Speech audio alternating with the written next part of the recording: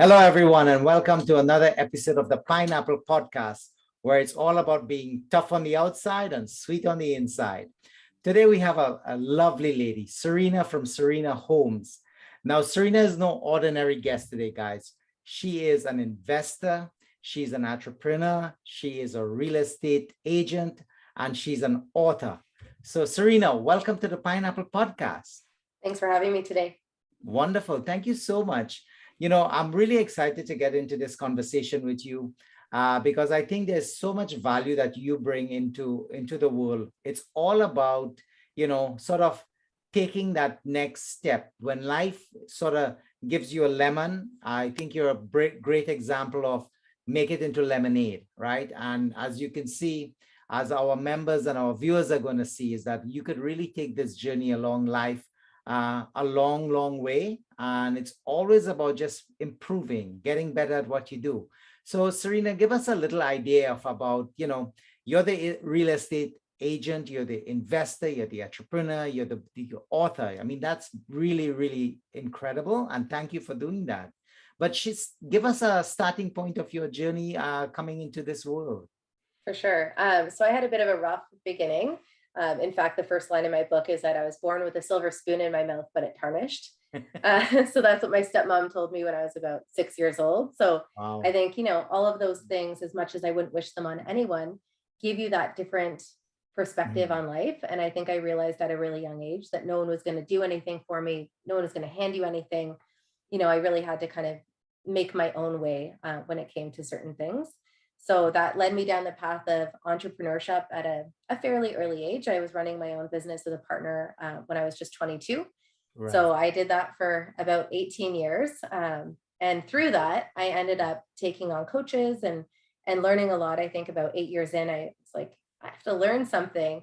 I'd been winging it that whole time. And I started working with a coach, and she had said, why do you have so much money in the bank? And I was like, well, I want to know at any point in time, I have a year and a half of operating costs. Like, no matter what happens, we don't book any sales for 3 months. Like, we're okay for this long. Right. And she just changed my perspective. And she said, most businesses don't operate this way. Like, usually they'd run on 3 months or a little more. And she really encouraged me to try to put that money to use. And it just was the first time someone had introduced me to that concept of making your money work for you. So I ended up buying a rental property. The problem, again, being self-employed is banks generally don't favor you.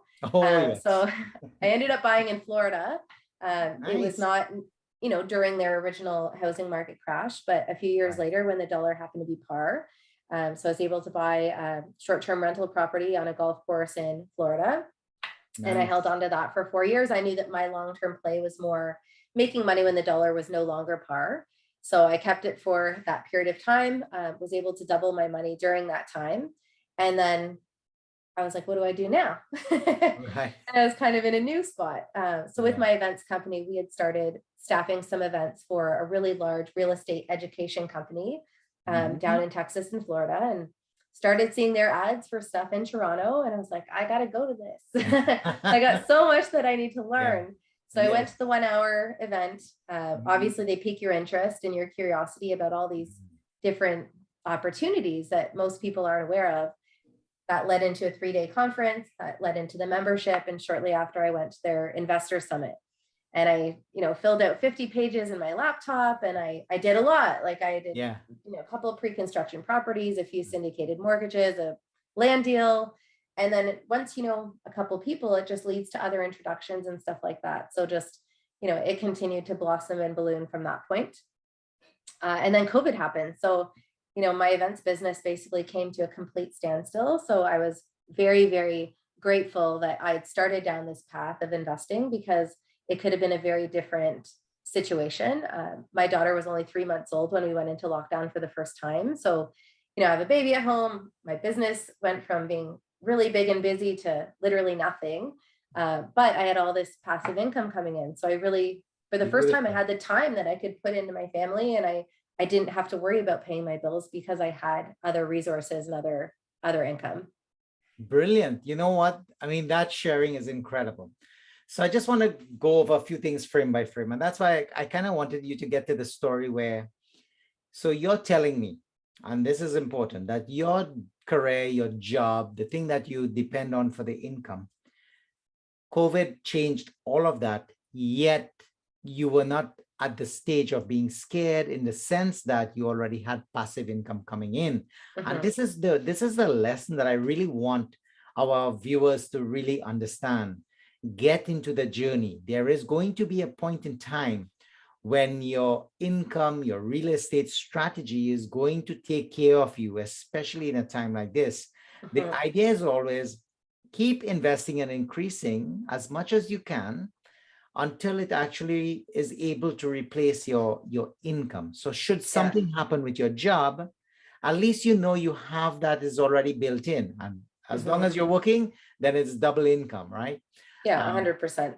yeah, but I love that. And I think the framing is important for us to understand. So you basically you knew you wanted to do something in real estate because, like you said, you were working with the companies in the US, you saw the opportunity in Toronto, you got involved, Mhm. and your coach was able to help you realize a very interesting strategy, because this is Yeah. something a lot of people don't understand. Money in the bank loses value every day. Well, especially with the way inflation was earlier this year, That's then you're really right. losing money. So, Exactly. yeah. But money in an investment or an opportunity that generates income or is able to generate interest payment can weather the inflation rates. Yeah, And, 100%. yeah, and this is what I want people to understand is because you took that step, your money in the bank doesn't earn interest with the bank. Even if it's in the stock market, it's always up and down. You don't control it. And you Yeah. only have one way to win in the stock. Yeah. Now, many people have won significantly because you don't know where the sky's the limit. But in real estate, you are in control. I know I'm getting 10%, Yeah. 12%. So I I mean, know. you're in control to a certain capacity. I think the one thing I would highlight is that, we've seen all these properties go up and up and up and up. So if you bought when it was at the top, then you're probably not feeling like you're winning at the moment. But obviously, real estate is a long play in most cases when it comes to property. On the private lending side, for me, I had taken the money I had corporately to buy the properties, and then I used money I had available in my home equity line of credit to private lend. So at the time, it was 3%. Now it's approaching, what is it now? 6. So it's Yep. doubled, but Yes. I'm making, far more than that in terms of what I'm loaning out at. So I think you have to have a clear understanding of what your lowest benchmark is. So for me, I don't lend out any less than 12. Some have been as high as 17. Some have even been higher, like 20 to 25. It really depends on the circumstance. But you have Right. to know that you're going to be okay. Like the interest is going to go up. Yes, you're going to make a little bit less every month, but it's not like it's so close that I'm going to be losing money. Like it's highly unlikely that the Bank of Canada is going to raise things up where you're hitting 17%, right? I mean, it could, like, touch wood. Hopefully that doesn't happen, but it's unlikely they'll get to Yeah. that point like they were in the 80s, right? So you just have to understand, like, what's coming out, what's coming in, pay attention to all of those payments. Fair enough. I mean, that is exactly true. And where property ownership is concerned, even if the interest rate goes up high and your cash flow is eroded, you're still winning because you have the tenant paying that money. You're going to get principal Mhm. recapture. Yeah. The property will grow back in value over the long term, as you rightly say. So Yeah. you still remain in control. And with other types of investment, you're kind of just waiting for it to turn, right? This way you can raise rents, you can do improvements in the building. Mhm. So you do have some ability to connect with your investment and make it work. What Yeah. I love on the private lending side that you spoke about so elegantly is the fact that it is true. If you have a line of credit, it's going to move because that's how the bank is set it up. But Mhm. it moves at a lower rate. So even at 6% and you're at 10 or 12%, I mean, you're still ahead of the game, Yeah. right? It's just that your cost of business has gone up. And Yeah. I'd like to frame that because, you are the entrepreneur. You don't consider yourself, oh, I'm a lender. You're a businesswoman. And Mhm. the fact is, you just have a cost that you're It's a borrowing. cost of doing business. That's right. Yeah. But at the end of the day, you're turning a profit. So at the end of the year, you go to your accountant, you run your balance sheets, you're making money, you're healthy, Mhm. you're Yeah. able to sustain that. And I think people need to start thinking that I'm not just looking for passive opportunity. Think along the lines, I am an entrepreneur, I am a Mhm. business person, I am going Yeah. to develop a business for me and for my children, right? Well, I think, I have talked to different people about it. throughout my journey. And if they're not investors, the thing I hear over and over again is like, isn't that really, really risky? Like people are terrified of losing money. I have literally at this point now, I've done 50 private loans in the last 4.5 years. So yes, I would say there could be an element of risk. I have yet to come across it with anyone that I've lent money to. I think the worst thing I've experienced is, one payment was a week late, or there's a couple of syndicated mortgages that, they're going now a couple of years past when they were supposed to pay out, but I'm making interest in the meantime. Like they've never been late with a payment. So I look at it, it's fine. Like the money's still working. It's not like that's fallen apart or anything like that. But I think if someone looks at it like their job is their sole security, I think that's far more risky. I have 15 or 16 private loans all happening at the same time. So if there's trouble with one borrower, that's one borrower out of 15 or 16 investment streams, I guess you could say. If you have one job and your job goes under tomorrow, like, what are you going to do? Right. So I think that's just a different way to look at it. And I wouldn't say, don't put all your eggs in one basket. I always divide things up and start slow. I started with 2 or 3 loans in the first year of investing. And this year I've done 23. So you have to still do your due diligence. You still need to be cautious. There's been opportunities I've turned down because there was something about it that I didn't like.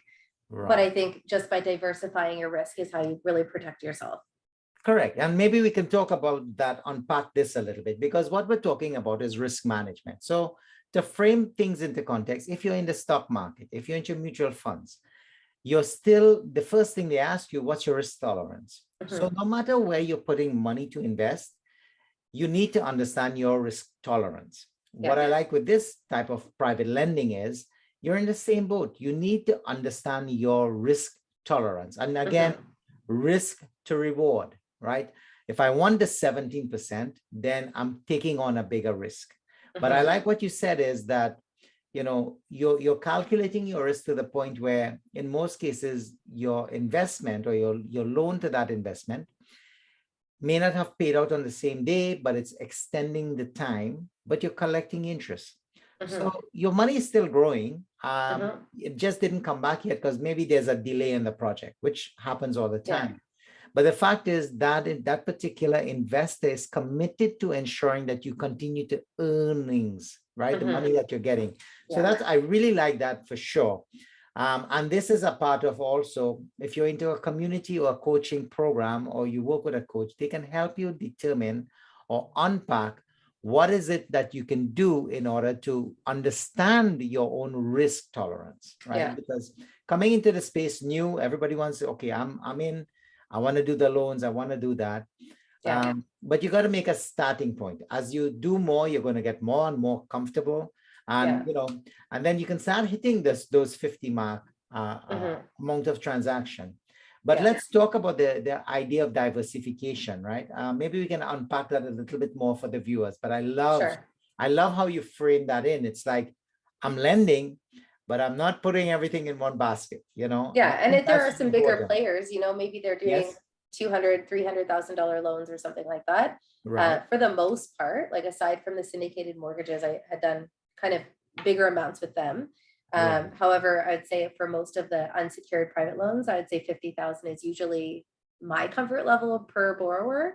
Sometimes I've gone upwards of 80. And again, those terms can all vary, but it depends on what you're comfortable with. So if I know I've got X amount of dollars available, I want to be able to split that up in a certain way and still give myself buffer that if I ever, had an emergency at home or had something to do, I'm not spreading myself too thin. So you want to make sure that you're cognizant of that as well. And then on the business side, my focus will be investing that more into properties. And that's how I'm kind of balancing out my portfolio. But with the market, sliding down as the mortgage rates are going up, I put some of that corporate money into private loans so that I can grow my down payment heading into next year. And then I'll kind of put that next plan in place in terms of where to go forward.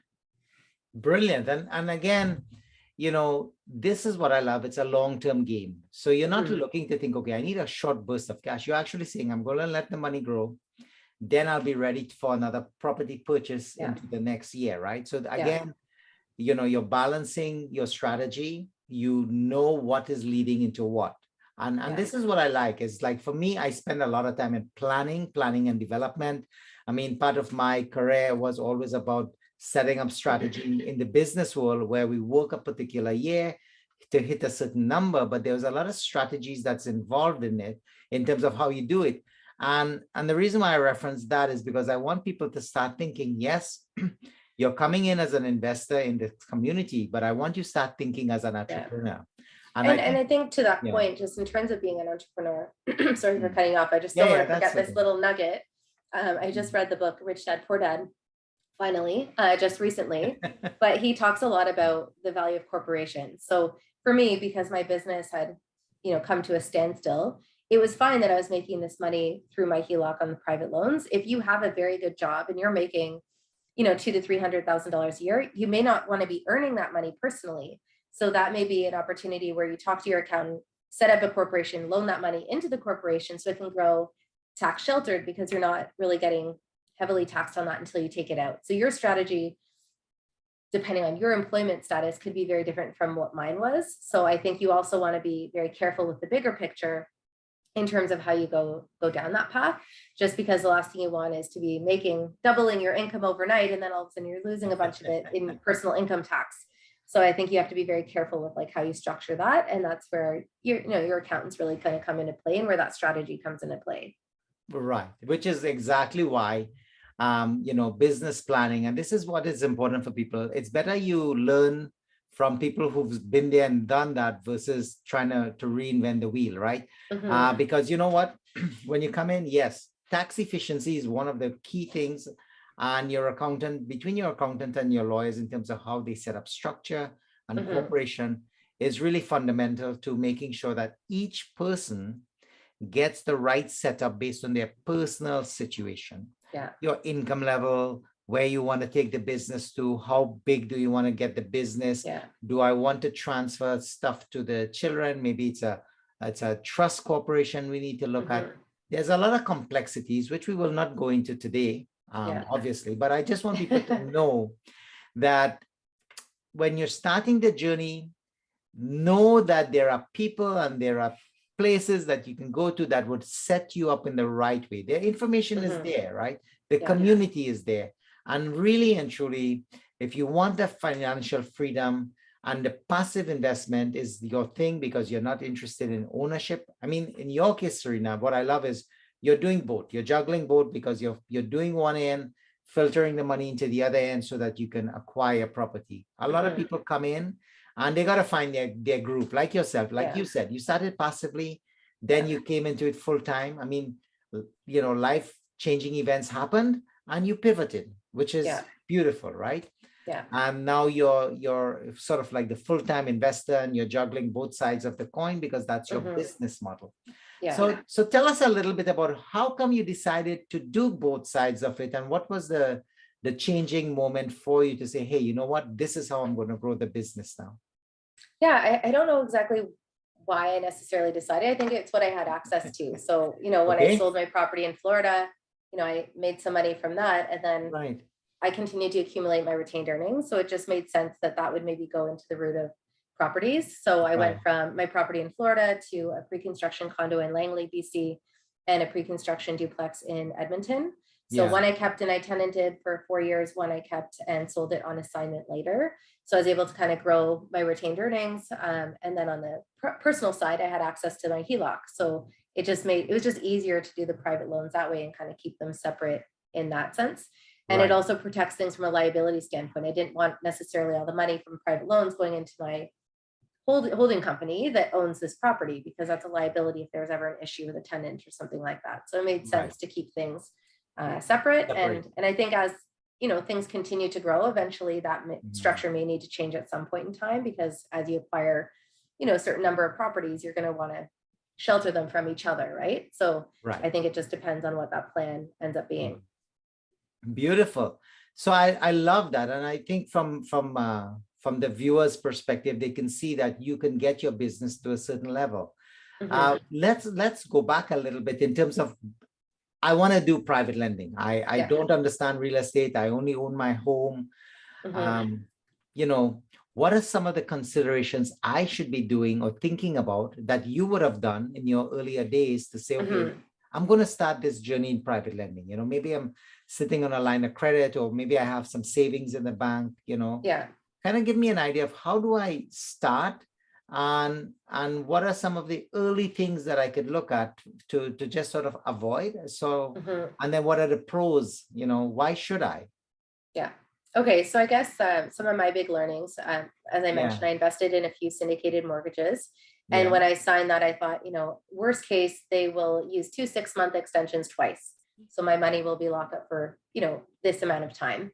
right. We're about 2 years past those 6-month extensions expiring. So it's more than doubled the term length that I'd expected the money to be tied up for. Okay, So so yeah, let's stay on that a little bit because that's huge, right? it's huge. And for Yeah, me, it was okay. Like I didn't need that money back right away. But right. if you were really expecting that money back or needing that money back, Mhm. you could have a very different perspective on that, right? And Now there's reasons as to why it got delayed, but that's one thing, just that was an extreme example of something that could be delayed. right, So just expect, kind of like plan, good. hope for the best, expect the worst. Like it's not like it's not being paid back, it's just very indefinitely delayed because they're doing a So capital raise. are they continuing to earn interest or they've They stopped? are. Yeah, no, Okay, they're continuing to earn interest. The other thing is they were set up where it was 14 to 16% interest. Each fund was wow. different out of the three, but Okay. it was 50% of your interest is upfront monthly, and then the balance accrues on the back end. So now, like, we're going to look at 4 to 5 years of back end interest accruing. Yes. So my payment when that does pay out will be much higher, but you have to know, like, you're kind of shouldering the difference in the meantime, if that makes So sense. yeah, so basically, be prepared that your money could be tied up for longer, Yeah. but then you treat in this particular situation, they're doing half interest and half. So Yeah. the other half, you treat it like a severance payment at It's the end almost like of a 2 years saving, or a 3 years. good savings plan. So it's not horrible. Yeah. I have confidence it will be paid out. It's just that it's taking time. We do get regular updates in terms of what's happening. But my Yeah. learning from that is Mhm. that you should try to find out what the exit strategy is. So with some of the new Mhm. private loans that I've set up, whether it's direct to the company or through a brokerage, I'll ask that question. So some of the more recent loans I set up, I know the Right. term is 12 months. Mhm. If the borrower needs to extend, I'll have the option that I can choose to extend, or they'll find a new lender to take my place. So So that's the exit so the strategy. first option was basically it was automatic. They could extend as they see fit. Well, How the it was paperwork only is supposed to structured? be for the 2 Yeah. 6-month extensions, but Right. things happen. It just, as long as they're making interest payments, they can continue to Okay. defer it, That's I guess, if that makes sense. right. So and So that's important because yeah, and the reason why I'm kind of pacing it out is because remember, most of the viewers here, they are sort of wanting to jump into the space. So yeah, this information is absolutely golden. And yeah. listen to this carefully. So they've written up in their contract, as long as they can continue making the payments, your money is secured, but it means that they determine when you're going to get the principal paid back, right? Yeah, exactly. So Yeah. but And so like that was an example right, of interest only payments. right. Some of the other private lending I've done has been principal and interest. So if, for example, someone takes a $10,000 loan over 6 months, you'll get your interest and whatever, equation of the payment. So over 6 months, like $1,500, whatever the payment ends up being. Right. In other cases, it's been bridge loans. So for example, someone needs to pay off a line of credit to close on their new property, and Mhm. they may borrow, $35,000 for 6 weeks because they just need their line of credit clear. And then Right. you'll make a lump sum interest payment, and that could vary. On 20,000, I've made 2,000. On 35, I made 5. It just depends on what it is based on the amount of money and how long they need it for. I even did one that was an $80,000 loan for 2 months. The interest was 12,500. The borrower had to extend it by another 2 months, and the interest doubled. So I basically made 25,000 in 4 months on an $80,000 loan. So you just look at it like they're all different. Yes. Again, you need to know, like, if you're paying money to your HELOC, you've got to obviously be able to cover off your interest in the meantime right. because you're not getting any payments. That's But right. the other loans that I had were paying it. Like I wasn't worried about that. But Yeah. that would be another example of, like, they asked for an extension. If I had said no, I really need it back, I think the broker would have just found a new lender to take my place. But that was another example. It actually was in my favor because the interest doubled over that period of time. Oh my God. Well, that's incredible. So basically, you've connected with the brokers that are presenting these opportunities for Brokers you or based on the companies. time. Yeah, Yeah. brokers or sometimes like companies or real estate investors directly. that may Yeah. need it. And being part of this community, there's Yeah. just people all the time that they're looking to raise capital, right? So Right. through that, I'll usually vet who the person is. And, we've obviously connected to some of the same people. So Yeah. I received some highly recommended people to work with, and I've shared some of my contacts, vice versa. But I think just by getting to know more and more people, I've, Yes. I started with a couple of people. I think I'm up to a list of 20. So I'm on the list for all of these different opportunities that can come up at any point in time. Beautiful. No, love it. Because again, I really want people to understand what you're saying here. There are opportunities. You just got to get in the right network, and then you got to understand Mhm. what you're doing. Read your Yeah. contracts. Yeah. Learn from the story you've shared with us, Yeah. which is make sure your exit is clear. Make sure the terms and conditions are clear. Make sure that Yeah. you remain in control of your deal. Mhm. But the flip side of it is at least you're not losing the money. It's continuing to work for you and create Mhm. interest payment, right? Yeah. But what I love, and I want to really people to understand this, is what you said. I'm lending for my line of credit. When you're doing that, the bank is going to charge you at minimum the interest payment on your line of credit. Yeah. So therefore, you need to have that covered. You need to have that Yeah. monthly payment available through, whether it's a job, another income source, maybe through your employment, or maybe you have other private lending that's going to pay back money that you're going to use, or you set Yeah. that aside for at least 12 months. Yeah. Right? And I mean, I've diversified enough. As I mentioned, I have a lot of loans at the same time. So if something happened with one, I have enough of others that are going to kind of cover that difference. But I do have an elaborate spreadsheet to keep track of the date all the payments are due, when they're due, how much is the principal or the interest, depending on what they're set up like, if they are P&I or if they're interest only. And then I, look at how much I need every month, what the interest is expected to be. And I always also pay more towards my HELOC because I look at it like a savings plan on the back end. So I think it's important that you don't just take that money and Mhm. go on these crazy shopping sprees every weekend. Like, I don't Yeah. necessarily think about it twice if I want to Yes. buy a shirt or something like that. But I do still try to be very budget conscious and give Mhm. myself a budget every month for discretionary spending and stuff like that, so that I know I'm Yeah. putting X number of dollars towards a HELOC on top of the Yeah. interest payment. Well, you know what, Serena, this is amazing. This is the first time I've heard somebody frame this, and I don't want to lose this. You use your HELOC like a savings account. Kind of, yeah. Let's understand that. That is brilliant. I mean, absolutely brilliant, because Yeah. the more you pay down on the principal, the less interest you're going to be paying on Well, the less monthly interest, and charge. at the end, when you get the money back, Yeah. hopefully you'll have a surplus. So if you have a couple 100,000 coming back, then you've only got 100,000 left. Then that could be money maybe you put towards another property, because That's obviously right. you buy properties with cash or your down payment, and it's just creatively thinking of different ways to make the money work for you in that sense. Yeah, I love it. And remember too, every time you're paying down that HELOC principal, that's money available to you to lend again. Yeah. Right. So think about the power of that. It's almost like double dipping, where you're getting the interest, but instead of you rightly saying, I'm not going to go shopping spree, I'm going to use it as a business. Mhm. Pay down, pay down, pay down, and then I have another 20,000, let's say, or 25,000. Hey, guess what? An Yeah. opportunity came up again. I Yeah. can And you want to deploy think that ahead. capital. You want to think ahead. Like, as you know, Yeah. like these loans are coming down to a couple months, and even a lot of borrowers actually pay off early. So you want to always keep things in your pipeline so that if you have an opportunity that's coming to an end or ends early, you can replace it. So you're not affecting the money that you have coming in. So I think it's important to keep on top of those emails and connecting with people and stuff like that, so that you can, again, it's just like having a business and bringing in clients. Like, you don't want to have no clients. So I think it's important to keep that full. Mm-hmm.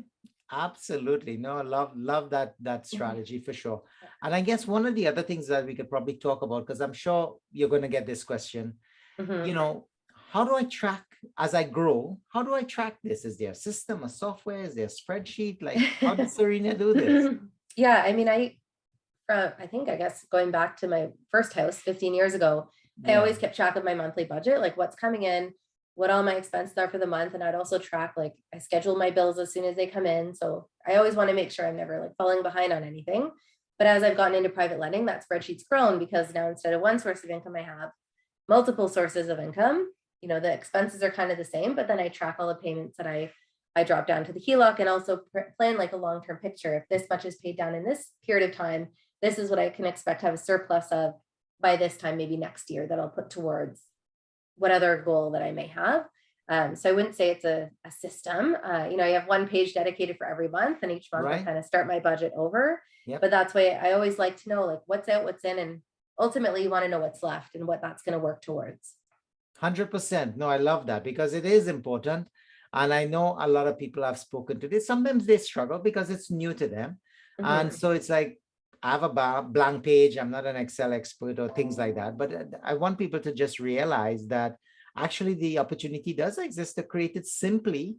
And as Yeah. you grow, you get people to help you Well, because and it helps to see it. Like sometimes I think yes. people spend every penny they make every month, but they're like, I don't know where it went. Oh And my I God. literally track all of it. Like I've been tracking our grocery spend, and I Yeah. can tell you like how much groceries have gone up in the last like 5, 6 years. Like we're not eating more. Like, you know, it's just really crazy when you look at like how that's Mhm. expanded, but I keep track So, of that for. so how much has groceries gone up? I'm Oh, not it's like triple. It's triple. Like we used to spend an average yeah. of $600 a month, and I would Right. say the average month now we're spending between 2 and 3 thousand.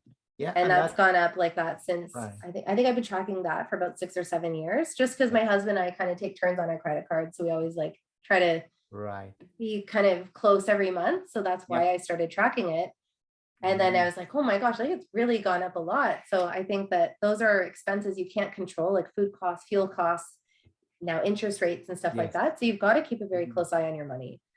Love that. And I want also people to understand this is why we say when you're keeping money, like if you're the person that's, I want the security of my money in the bank where I can see it and feel it. Yeah. Your money is worth less simply because your $600 bill went to $1,800. Mhm. And Yeah. that's what we mean by you lose value in your money. Yeah. And I'm But not saying there's no yeah. value in long-term savings. Like my long-term saving was like I dumped my TFSA into a land development deal. So I know that land, And you that's know, that's exactly it. The land, you put it into something that's generating income. yeah. When it Yeah. sits at a bank interest rate, you're not getting anything. So Absolutely. Like if you can take understand, something yeah, real, you know, at the time I put I think close to 50,000 in, it's right, projected to grow to about 180,000 in 7 years. Then I can take that tax-free income I've generated and put it into another 2 or 3 land deals. So if right. you know that continues to compound over the next 20 years, hopefully that'll be around 1.2 million by the time I'm like 55 or 60. So if you left that money in the bank, you know, in comparison, that's a huge difference. It is. First of all, you get no interest, and then your buying power has gone down. So Yeah. understand that. You said when you're 65, it'll be worth 1.2 on that one investment. Yeah. Therefore, you've just secured your retirement plan with just Mhm. one deal. And Yeah. that's the power of understanding, learning, getting into why we do real estate and Yeah. why it's not only about just owning property. Yeah. It's all about finding the right opportunities. Yeah. Network, network, network. So, I mean, to me, Serena, I appreciate that line because, a lot of people, Canada Pension Plan is not going to cover you in your retirement days. No. It's not even 1.2 going to cover million. your Yeah, groceries. So, exactly. Exactly. $1.2 million, that can make a difference in your life when you hit yeah. 65 and the companies are no longer looking to hire. That's the retirement. You want to go spend Yeah. time with the grandchildren or maybe traveling, but you've secured your future financially. Yeah, So, absolutely.